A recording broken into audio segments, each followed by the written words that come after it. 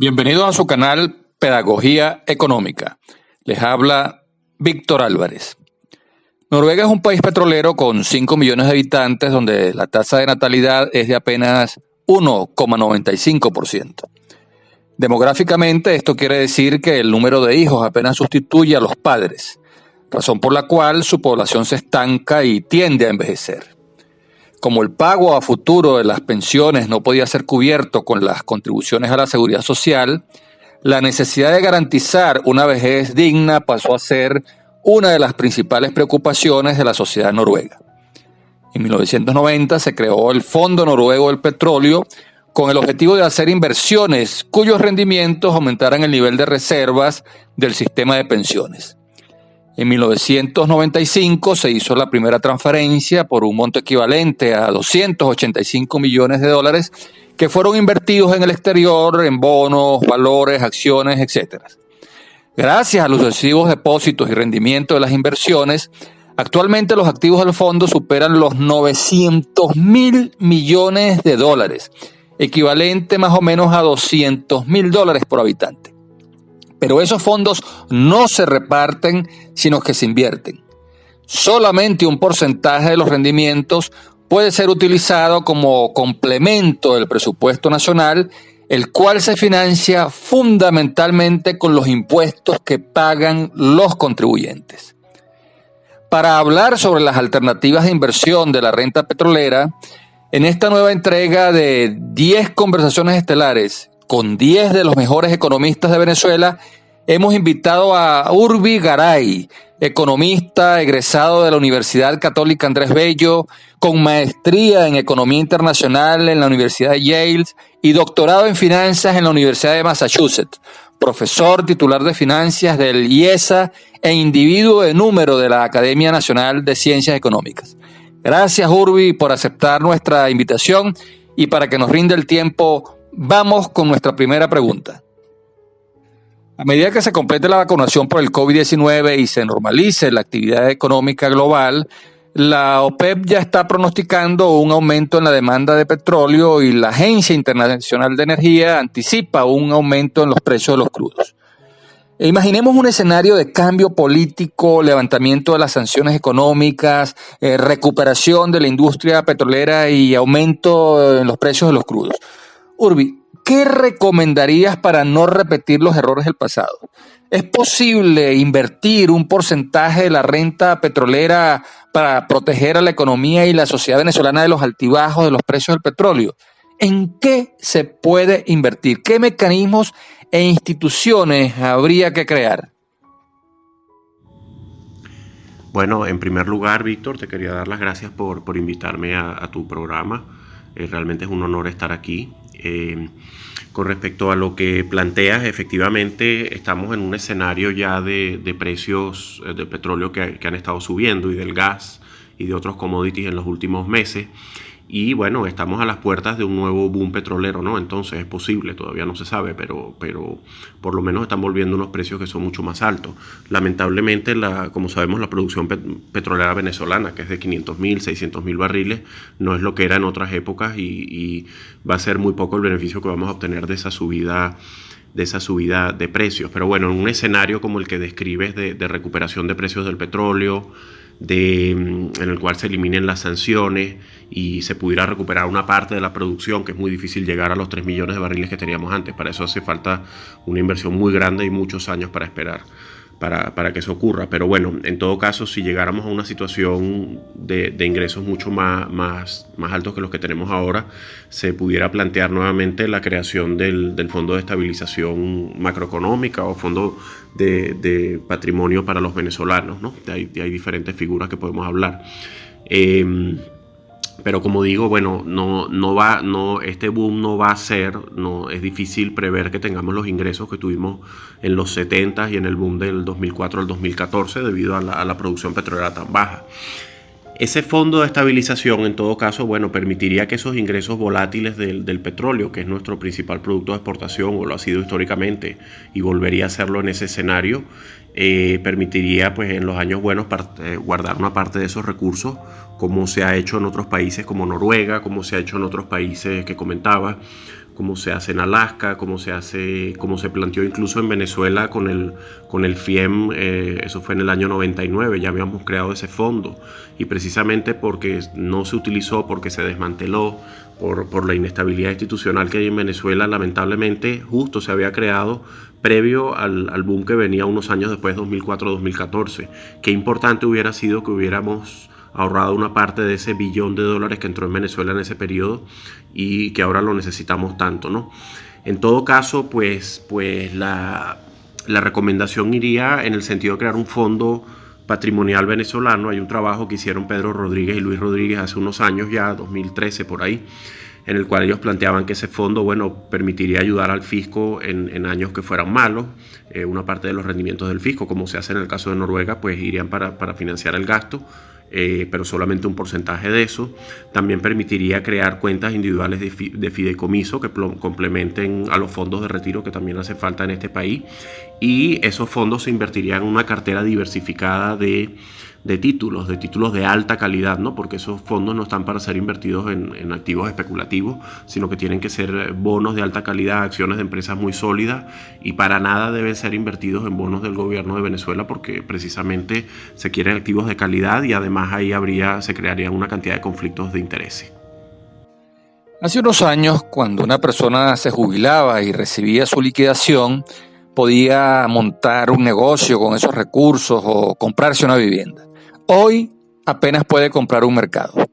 Vemos con dolor la situación de los jubilados que reciben pensiones de hambre, y en otros países los fondos de pensiones más bien tienen una importante participación accionaria en empresas rentables, realizan inversiones inmobiliarias y en bonos para hacer rendir sus fondos y asegurar una jubilación digna. Urbi, ¿por qué en Venezuela no es así? ¿Por qué los fondos de pensiones no realizan inversiones para hacer rendir las contribuciones a la seguridad social y garantizar pensiones que permitan vivir dignamente? ¿Lo impide el marco legal o acaso se debe a una mala administración de esos fondos? Sí, el sistema de pensiones y jubilaciones en Venezuela ha sufrido muchísimo con la hiperinflación que tenemos desde hace 4 años, que estuvo precedida por varios años de inflación muy alta además. Y como las tasas de interés en Venezuela estaban controladas o lo han estado desde hace por lo menos unos 18 años, eso ha hecho que esas tasas de interés controladas por debajo de la tasa de inflación, o muy por debajo de la tasa de inflación, han hecho que esos fondos que los trabajadores han ido cotizando al sistema se vuelvan sal y agua, pues. Y por eso los pagos de las pensiones, jubilaciones, son unas cantidades absolutamente ridículas en este momento. Y bueno, entonces tenemos un problema ahí muy grande. Ahora, en otros países de la región, como Chile, Perú, Colombia, México, ahí se han movido a sistemas privados o mixtos, ¿no? Ya comenzando en los años 90. En el caso de Chile empezó en el año 80, ¿no? Y bueno, esa es una dirección a la cual hay que apuntar en Venezuela. Ahora, antes de hablar de ese sistema privado de pensiones, también hay que comentar que si no se logra una estabilidad macroeconómica, si no se logra acabar con la hiperinflación, ningún sistema de jubilaciones va a funcionar, a no ser que se permita ahorrar en dólares, cosa que todavía no está planteada ni mucho menos, ¿no? Pero mientras tú tengas hiperinflación o una tasa de inflación muy alta, tasa de interés muy negativa en términos reales, una economía postrada, pues va a ser muy difícil que esas cotizaciones logren obtener un rendimiento que logre superar a la inflación, porque es un entorno muy negativo. En todo caso, pues atacando primero el tema de la estabilidad macroeconómica, con un plan de estabilización económica que tenga suficiente apoyo financiero internacional, dentro de ese marco de reformas económicas, pues sería muy positivo además permitir la participación de los fondos de pensiones privados, como existen ya en la región. Y aquí de lo que estamos hablando es de que esas cotizaciones que hacemos por ley para jubilaciones y pensiones, que se han vuelto sal y agua, en parte porque están invertidas a unas tasas de interés absurdas, muy bajas por la hiperinflación, que se permita que esas cotizaciones, se permita la entrada de fondos privados para que puedan gerenciar esos recursos y buscar mejores alternativas de rendimiento, colocándolo incluso, como preguntas tú, en valores de renta fija, renta variable, que sean competitivos, ¿no? Y que ofrezcan un rendimiento por encima de la inflación. Todo ello planteado, como digo, en un marco en el cual primero que nada hay que atacar el tema de la hiperinflación, porque si no, no puedes resolver este problema. Los depósitos en caja de ahorro reciben tasas de interés muy bajas. Así, los ahorros acumulados después de muchos años de trabajo van quedando disueltos por la voraz hiperinflación. Urbi, ¿cuáles opciones tienen las cajas de ahorro para compensar las bajas tasas de interés y ofrecer a los ahorristas mejores rendimientos? ¿Hay alternativas de inversión que no ven los inversionistas institucionales como los fondos de pensiones y las cajas de ahorro? ¿Qué habría que reformar o adecuar en Venezuela para aprovechar esas alternativas de inversión? En el caso de las cajas de ahorro se presenta un problema similar al que acabo de comentar, de rendimientos negativos en términos reales que han devengado las cotizaciones de los trabajadores para su jubilación y pensión. Las cajas de ahorro han recibido los recursos de los trabajadores que aportan mensualmente de su sueldo y de la empresa, y esos recursos pues se han invertido a tasas de interés reales negativas durante años, y eso ha causado un problema muy grande. De hecho, las cajas de ahorro hoy en día tienen unos haberes que son minúsculos comparados con los que tenían hace solamente unos años. Ha reducido a las cajas de ahorro a una pequeña porción de lo que eran hace tan solo unos años. Ahora bien, es bueno comentar que las cajas de ahorro pueden hacer inversiones tanto en renta fija, o sea, bonos, como renta variable, acciones, según su conocimiento. Ahora, el problema que se presenta es que la cantidad de esos instrumentos disponibles en el país, o sea, de bonos y acciones, hasta hace poco era relativamente bajo. Ha habido en el último año un crecimiento en el número de emisiones de bonos y acciones, y eso puede facilitar las colocaciones que puedan hacer las cajas de ahorro.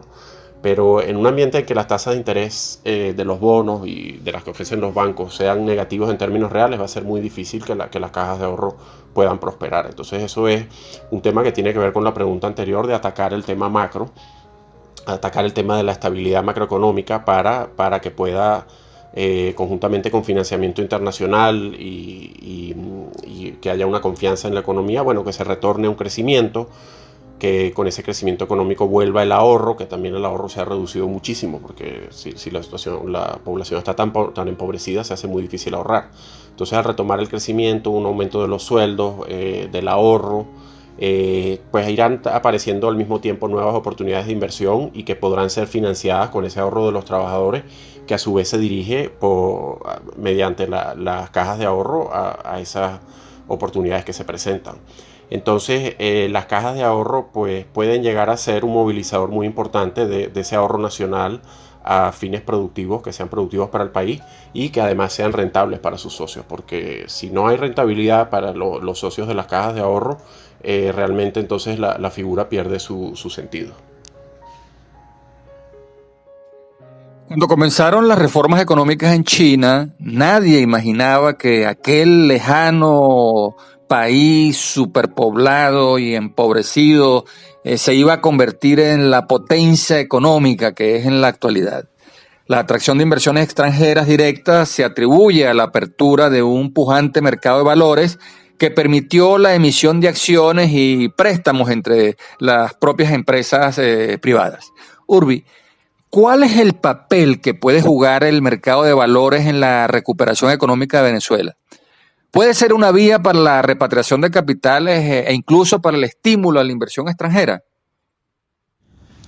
Sí, el mercado de capitales venezolano tendría un papel estelar en ese escenario de recuperación de la economía por una cantidad de años. Y bueno, recordemos que Venezuela ha estado fuera del radar por muchos años, y si ocurre una apertura, si se mantiene en el tiempo, si ocurren los cambios políticos, si se eliminan las sanciones, bueno, pues esas inversiones extranjeras vendrían también las inversiones nacionales, porque hay un grupo de empresarios que están dispuestos a hacer inversiones, pero en muchos casos quieren más claridad de las condiciones.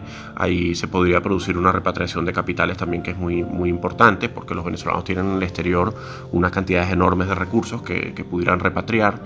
Entonces ese interés por invertir en Venezuela, de luego de estar años fuera del radar, pues atraería una gran cantidad de capitales, que una cantidad de los cuales se pueden dirigir a través del mercado de capitales. Hay unas necesidades ingentes de inversión para el sector infraestructura, por ejemplo, que se pudiera canalizar una parte a través del mercado de capitales. también el mercado de capitales pudiera ayudar con el proceso de privatización de empresas que se hace muy necesario, debido a que muchas de esas empresas están quebradas y el Estado no tiene ya recursos para mantenerlas. En los años 90 hubo unas experiencias muy buenas con la privatización de CanTV y de la electricidad de Caracas, que era privada, pero también hizo unas emisiones de acciones muy interesantes a principios de este siglo, en las cuales se democratizó el capital. O sea, el mercado de capitales ofrece una gran cantidad de posibilidades para poner tanto a los oferentes de fondos como a los demandantes de fondos de acuerdo en la inversión para proyectos de largo plazo. También existe la posibilidad de financiar a pymes, a pequeñas y medianas empresas.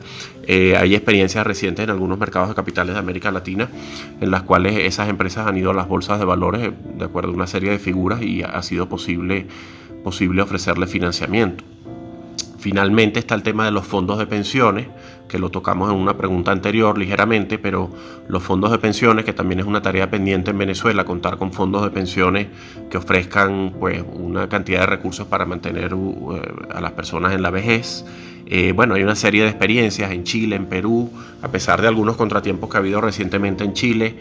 Esas experiencias han sido positivas en general y por algo se han mantenido por muchas décadas ahí, ofreciendo a través de los recursos que captan e invirtiéndolos la posibilidad no solo de ofrecer unos recursos para la vejez, que hay que ver si son suficientes o no, pero hay una cantidad de recursos ahí que ofrecen, sino que ese dinero que se va ahorrando ahí sirve para ser invertido en el país, en todas las necesidades de inversión que hay. Todos los fondos de pensiones también serían una parte muy importante de esa ecuación de lo que es el círculo virtuoso de ahorro, de inversión, y para el cual el mercado de capitales pues va a cumplir ese papel que está hecho para cumplir. Con el agotamiento de la renta petrolera se agotó el financiamiento de la banca pública a bajas tasas de interés, largos plazos y garantías flexibles. La banca nacional no tiene actualmente el patrimonio suficiente para financiar la reactivación económica. Hace tiempo desaparecieron los créditos hipotecarios, los préstamos para la adquisición de vehículos o artefactos electrodomésticos. La prueba más clara de la poca capacidad de financiamiento de la banca la encontramos en el límite de las tarjetas de crédito, que no alcanzan ni siquiera para pagar un mercado. Urbi, ¿de dónde pueden venir los recursos financieros que requiere la reconstrucción de la economía nacional? ¿Están dispuestas las empresas privadas venezolanas a abrir su participación accionaria a otros inversionistas nacionales o extranjeros? ¿Qué instrumentos o mecanismos puede generar el propio sector privado para captar los recursos que necesita y ya no puede conseguir en la banca pública y privada? Bueno, luego de 8 años de caída ininterrumpida de la actividad económica, a pesar de que este año puede haber una estabilización finalmente, y una pérdida del PIB de cercana al 80% acumulada, que es una cifra escandalosa, la economía pues se ha empobrecido muchísimo. Con un ahorro nacional nada más no se va a poder salir de este atolladero.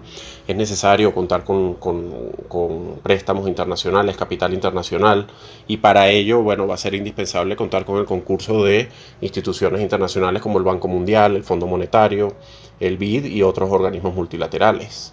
Además, previo a eso o simultáneo a eso hay que llegar hay que resolver el tema del default o incumplimiento de pagos en el que se encuentra la deuda pública nacional y la de PDVSA, ¿no?, en los mercados internacionales.